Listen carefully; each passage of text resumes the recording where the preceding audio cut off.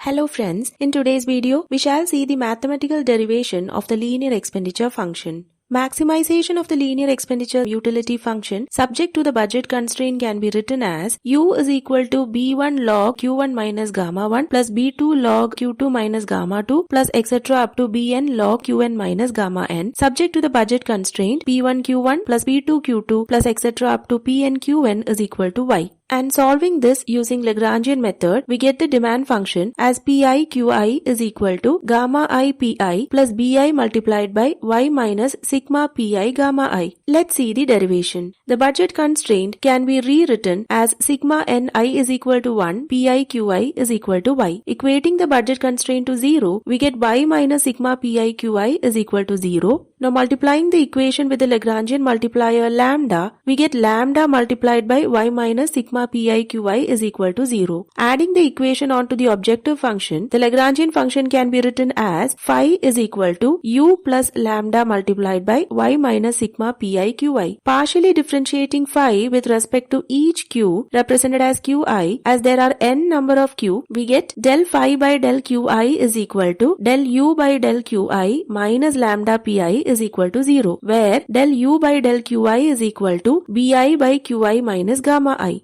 Now how did we derive this equation? See, as the derivative of log x is equal to 1 by x, b1 log q1 minus gamma 1 can be written as b1 multiplied by 1 by q1 minus gamma 1. So this can again be written as b1 divided by q1 minus gamma 1. Thus, for n quantities, it can be written as bi divided by qi minus gamma I. Now differentiating phi with respect to lambda, we get del phi by del lambda is equal to y minus sigma pi qi is equal to 0, which can be written as y is equal to sigma pi qi. Hence, by substituting the equation del u by del qi is equal to bi by qi minus gamma I onto this equation, we get del phi by del qi is equal to bi by qi minus gamma I minus lambda pi is equal to 0. Now this can be written as bi by qi minus gamma I is equal to lambda pi. Cross multiplying, we get bi is equal to lambda pi multiplied by qi minus gamma I. Opening the brackets, we get bi is equal to lambda pi qi minus lambda pi gamma I. Now factoring out lambda and adding up all bi, we get sigma bi is equal to lambda multiplied by sigma pi qi minus sigma pi gamma I. Since it is assumed that sigma pi is equal to 1, the equation can be written as 1 is equal to lambda multiplied by sigma pi qi minus sigma pi gamma I. Bringing the lambda onto the LHS, we get 1 by lambda is equal to the equation as such. When the Lagrangian function was differentiated with respect to each lambda, we got y is equal to sigma pi qi. So substituting the equation, we can write it as 1 by lambda is equal to y minus sigma pi gamma I. We know bi is equal to lambda pi multiplied by qi minus gamma I. So bringing the lambda pi onto the LHS, we get bi divided by lambda pi is equal to qi minus gamma I. Now splitting the LHS, we get bi by pi multiplied by 1 by lambda is equal to qi minus gamma I. Now substituting 1 by lambda is equal to y minus sigma pi gamma I onto the equation, we get bi by pi multiplied by y minus sigma pi gamma I is equal to qi minus gamma I. Now solving for qi, we get qi is equal to gamma I plus bi by pi multiplied by y minus sigma pi gamma I. Here qi is the actual quantity demanded of group I, y is the consumer's total income, pi is the price index of group I, sigma pi gamma I is the subsistence income, and y minus sigma pi gamma I is the supernumerary income. This is the linear expenditure system equation in quantity form. Now multiplying this equation with pi, the demand function can be written in expenditure form as pi qi is equal to gamma I pi plus bi multiplied by y minus sigma pi gamma I. This equation shows that the expenditure on group I is equal to the subsistence expenditure plus the budget share of supernumerary expenditure. If you like the video, do subscribe to my channel and share the videos with your friends. Thank you.